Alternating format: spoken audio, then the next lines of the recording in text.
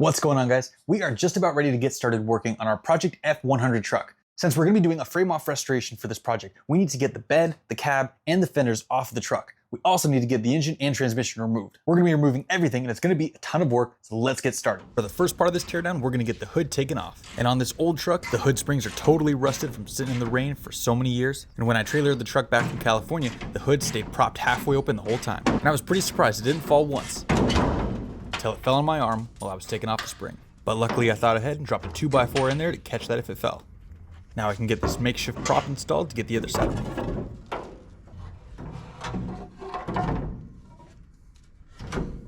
And I decided to use some ratcheting wrenches to get this hood off, even though I have perfectly good power tools available. I do respect those guys that only use hand tools in solidarity of the year and generation of the cars they're working on. I am not one of those guys. Once I got those springs removed, got some help from my old man to help me get this hood taken off. Yeah. And there it is, guys, our very original Ford Y-block engine. By the time this video comes out, the engine is already in the hands of a guy out in Sun City who is planning on rebuilding this and putting it into his 54 F-100. And I'm really glad the engine is getting put to good use and not just gonna get thrown in the scrapyard. But now we can continue getting this thing taken apart. Now I can get going on the fenders, and I'm gonna keep them connected to the grill. So we're gonna get everything taken off on both sides, and then hopefully we can just lift this thing up out of here. There are some top side bolts for these fenders, there are bolts inside the cab, and there are bolts underneath the wheel wells. So once I get done with these top ones, I'm going to take off the wheels so I can get easier access to the wheel wells.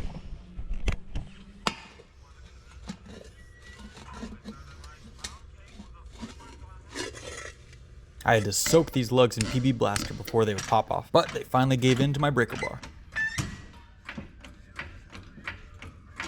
And I'm finally getting smart bringing out some power tools.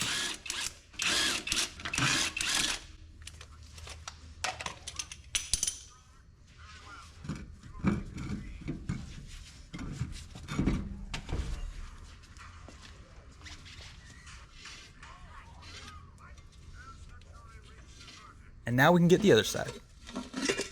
Ooh, what a catch.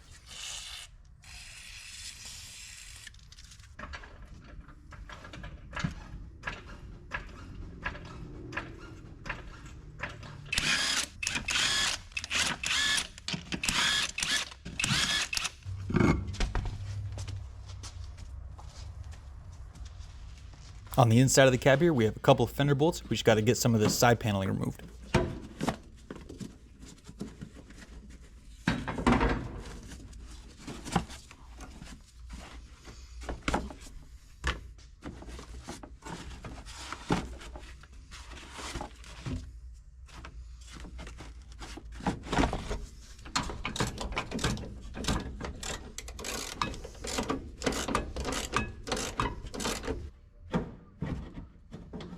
Now that we got the fenders released from the cab, we can start working on removing the radiator, fan, and fan shroud. It'll make the fenders and grill a whole lot lighter when we get it pulled off. First, I'm going to get out whatever coolant's left inside the system.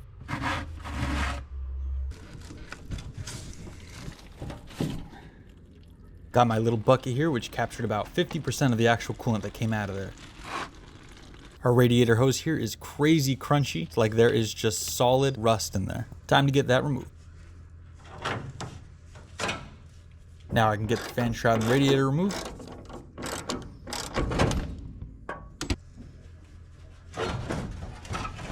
And that's pretty impossible together without removing the fan, so I just unbolted the fan shroud from the radiator so I can get them out individually.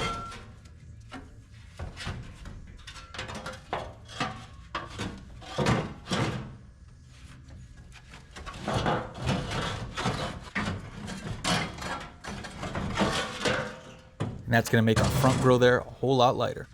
A couple more pieces to take off, like our hood latch here. That one was pretty easy.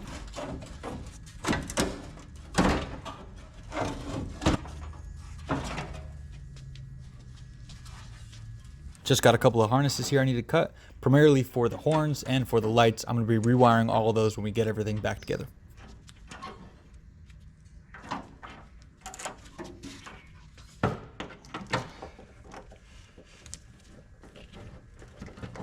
And now with all the fender bolts and the radiator removed, we can get the fenders and grill off of our frame. Stud right here. Yeah. You pull it out. Okay,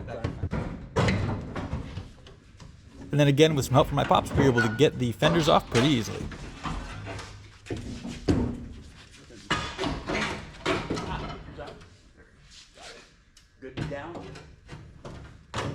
And now we have total access to our engine here. You really gotta love how simple these carbureted engines are. EFI engines just have so many plugs and wires and hoses and everything. But this thing's just got a couple wires for like the starter and the lights and 2 hoses for the heater core. But it would be super fun to get into some high horsepower carbureted engines. Maybe bore out a 351 or something like that. That would be pretty cool.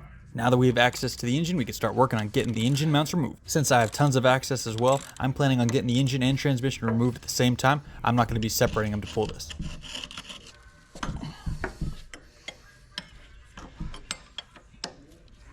And I had to sneak underneath with a headlamp to get the drive shaft removed from the transmission.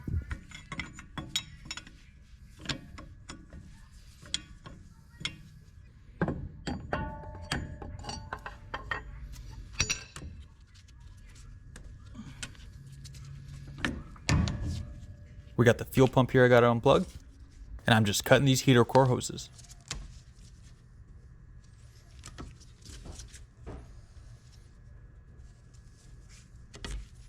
And there were some transmission mounts that I had to unbolt, but those were pretty gnarly. They were just caked in mud and I could not get a wrench on them properly. And there was definitely no way I can get a camera in there for anyone to see what was going on. But with all the mounts unbolted, I can now get some heavy duty straps and my cherry picker, and we can start getting this engine removed. And it wasn't the easiest getting the transmission out from underneath the tunnel. Definitely gonna invest in one of those crank bars that you put on the top of the cherry picker so you can change the weight distribution on these engines when you pull them. Higher on this, we'll pull it out. But there we go, after a couple of attempts, we were able to get the engine and transmission removed. That's good, that's good. You might as well just try.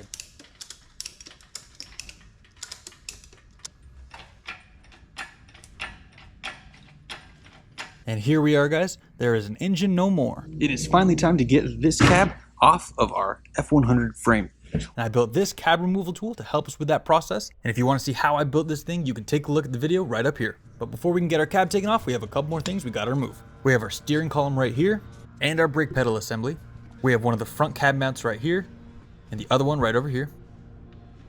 And the bolts for those are on the inside of the cab right here. And then we have the rear cab mount bracket right back here. And there's one on the other side in the same position. We're gonna go to the inside of the cab to get the brake pedal assembly removed. We're gonna be replacing all this matting here, so I'm just gonna rip that out, get it out of the way.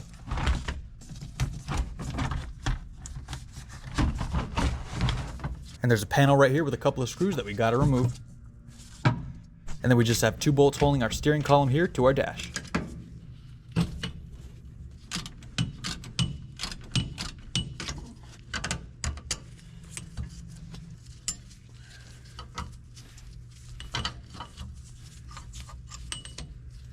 We have 3 bolts here to get our steering box removed.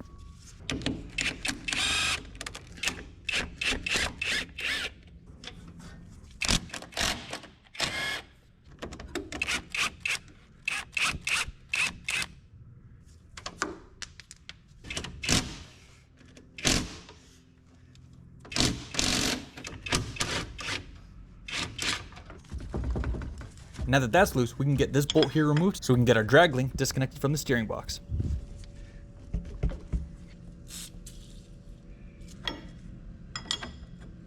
And here's one for you old school fellas. I got the double wrench method working to give me some leverage.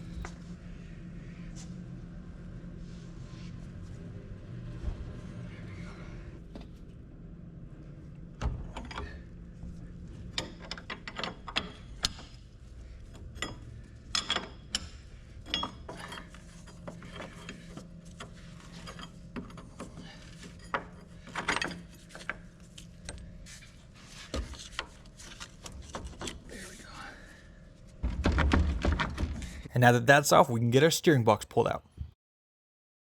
And now our steering column is super free. And since we're here, we can now remove the cab mount bolts.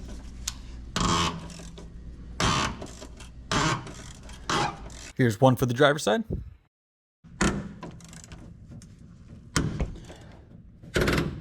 There we go, got it. And the passenger side. We can get the rear mount brackets removed now.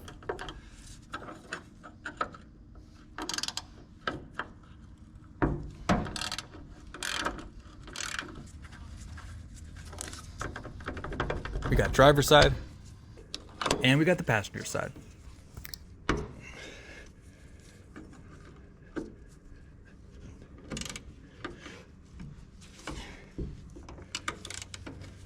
And now it is time, guys. We can start getting this cab removed from the frame. I got the cherry picker in place. I decided to put a ratchet strap on this side just in case things get a little squirrely. I do not want the cab tipping over on the other side. But the way I built this thing, the weight should be perfectly distributed.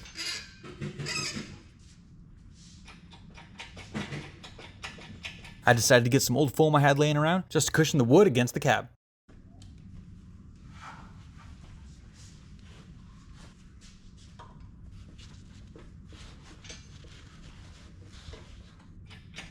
And as I was starting to get the cab lifted, I was reminded of a few more things I need to disconnect to make sure that the cab can get off of the frame. One right here being our gas filler neck.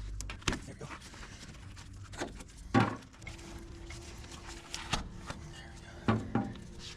we go. And another being our battery negative cable.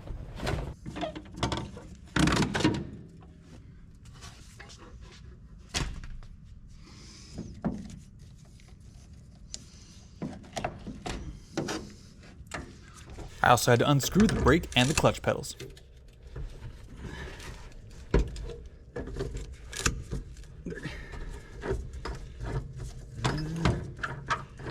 But once all those were disconnected, I was able to slowly and carefully get this cab removed from the frame.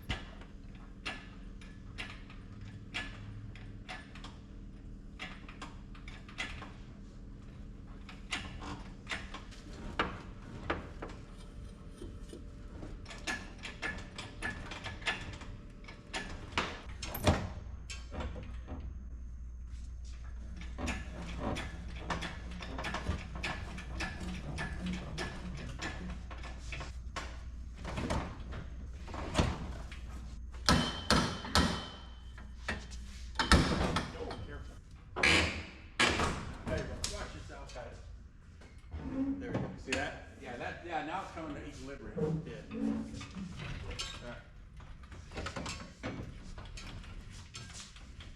Good. Yeah, that's better now. And while I'm now confident in my cab remover's abilities, I did think at the time it would be a safer bet just to move the frame from underneath the cab.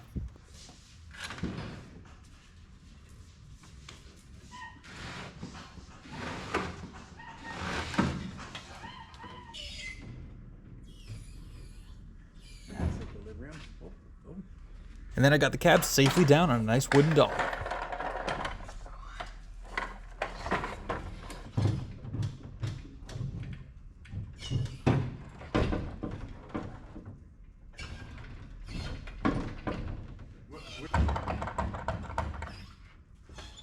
And there we have that, guys. We have our engine removed. We have our cab removed. We are almost to just a rolling chassis. The last part we got to get removed is our bed. And I'll tell you now, none of these mounting bolts were coming off. The bed here was the most exposed to the outside in the rain, and these bolts were for sure rusted. So I just went the easy route, grabbed the grinder, and got to it.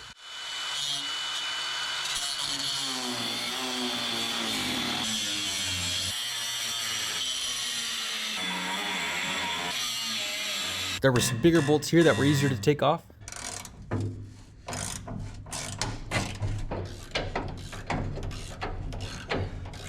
And some less easy bolts connecting the fender to the step. But once I got all the bolts removed, I was able to grab some ratchet straps, use my cherry picker, and get this thing taken off.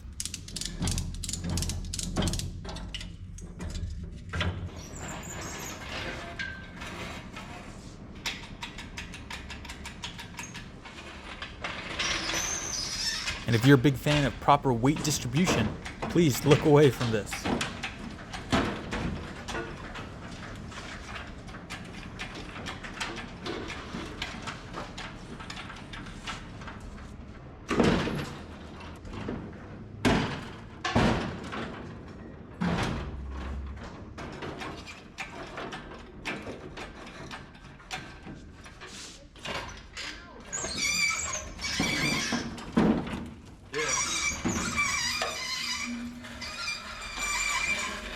Look at that, guys. We are down to the frame of this 1955 Ford F-100 truck. I cannot wait to get this thing put back together. We're gonna have a new front end, we're gonna have a new rear axle, we're going to clean up our whole frame and make this thing look so much better. We've got a lot of work to do, guys, but this is gonna be such a fun build. If you wanna keep up with this build and see more videos like it, subscribe to the channel, and I will see you on part 2, guys, where we get the frame cleaned up and we'll start figuring out our front end and rear axle situation. See you there, guys.